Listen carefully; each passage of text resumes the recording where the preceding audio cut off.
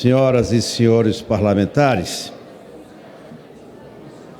dois fatos que aconteceram hoje aqui na Câmara que precisam ser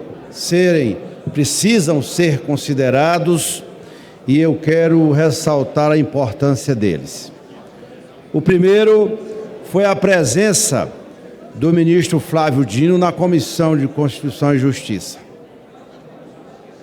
Quem acompanhou o debate e o teatro que foi inicialmente montado por aqueles que pouco civilizados são para receber o ministro, foi um tiro no pé. O ministro demonstrou muita qualificação no debate enfrentado na CCJ, até pela sua história como juiz, como governador, como deputado federal, como governador e agora como ministro da Justiça. Ele está dando um verdadeiro show na Comissão de Constituição e Justiça. Isso diz bem a importância e a relevância que tem os ministros do governo do presidente Lula. Homem que está talhado para a missão, talvez depois do mastro mais baixo, em saudosa memória, nós não tínhamos tido um ministro do tamanho, da grandiosidade de Flávio Dino à frente de uma das principais pastas do novo governo, que é o Ministério da Justiça. Eu quero, portanto, senhor presidente, senhoras e senhores parlamentares, fazer esse registro e dizer do meu orgulho, da minha alegria de ter partilhado esse momento com as deputadas e os deputados na Comissão de Constituição e Justiça. Mostra bem que nós não estamos contrário a nenhum debate, deputada Maria do Rosário. Muito pelo contrário, nós queremos debater o país, queremos debater aquilo que está relacionado com cada pasta. Portanto, deputada Alice de Portugal, nós conhecemos bem o Flávio Dino, nós nesse momento queremos aplaudi-lo pela sua transparência, coerência e qualidade do debate que foi feito sem revanchismo, sem rancor e sem nada.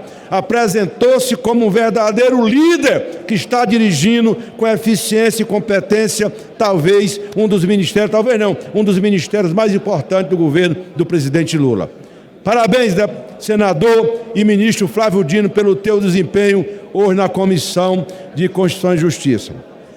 Quero também, vou já tratar do outro ponto, mas eu não poderia deixar de fazer um elogio ao deputado Henrique Vieira, do PSOL, pelo teu desempenho hoje, que é meu vice-líder, na Comissão de Segurança, enfrentando um debate sem baixaria, com espírito público e dando bons recados para aqueles que não sabem cuidar bem e com civilidade o parlamento brasileiro. Parabéns, meu caro Henrique Vieira, deputado do PSOL. Mas eu queria, presidente, também falar de um outro ponto que hoje me chamou muito a atenção, que foi o lançamento da agenda legislativa da indústria brasileira, que eu participei como autor do requerimento. Por que eu estou levantando isso? Alguns podem achar até estranho, mas foi um momento muito importante aqui no plenário, porque o que o setor industrial do Brasil pede é retomada do crescimento, é investimento para o país voltar a crescer. E está acontecendo uma trava, deputada Maria do Rosário. Todo mundo falando isso hoje aqui nos bastidores. Como o país vai voltar a crescer com essas altas taxas de juros? E parece, eu não queria dizer outro termo, brincadeira. Saiu a ata do cupom e o presidente do Banco Central ainda diz que, se precisar, vai aumentar as taxas de juros. Como é que pode a própria lei que deu autonomia ao Banco Central, a instituição monetária brasileira, determina que a autoridade monetária precisa cumprir alguns pressupostos que são essenciais para a boa administração da moeda brasileira. Tem que cuidar bem. Olha o que diz, eu fiz questão de trazer aqui para os senhores parlamentares para mostrar a total indiferença da autoridade monetária para o que está acontecendo no país. A lei que este Congresso aprovou, que deu autonomia ao Banco Central, com meu voto contrário, diz o seguinte, ó, a Lei 179 de 21, a lei que concedeu a autonomia do Banco Central, caberá à autoridade monetária zelar pela estabilidade e pela eficiência do sistema financeiro, suavizar as flutuações do nível da atividade econômica e fomentar o pleno emprego. E a nossa instituição, o Banco Central, não está cumprindo com esse pressuposto que está na própria Lei 179, que foi a lei que deu autonomia ao Banco Central.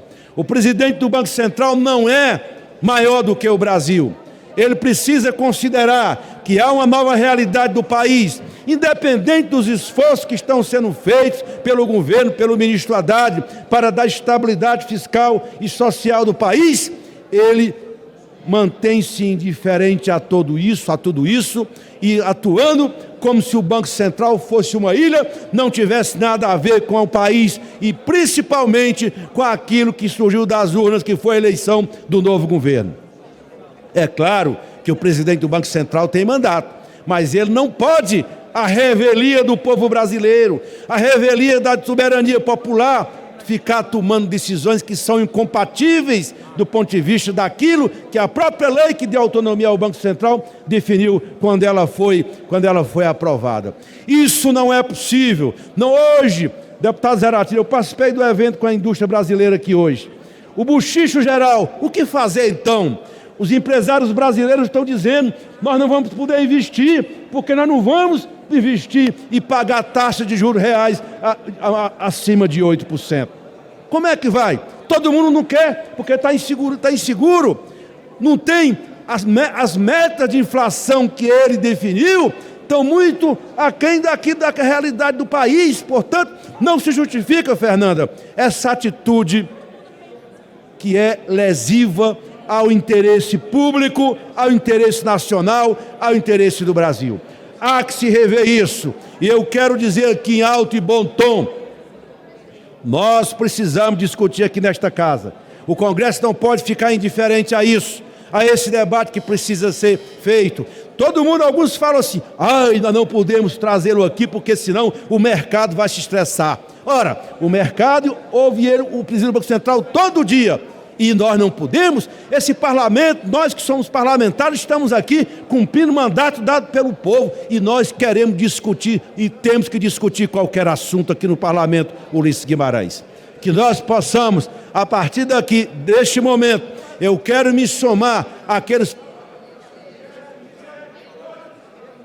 o presidente do Banco Central aqui para debater se esses juros são compatíveis com o projeto de reconstrução liderado pelo presidente Lula. Nós precisamos, presidenta Maria do Rosário, fazer essa derivada aqui. E eu quero me somar a todos aqueles que nesse momento, do empresário ao trabalhador, não tem como o Brasil crescer e gerar emprego com essas altas taxas de juros. Chega de juros altos. Muito obrigado.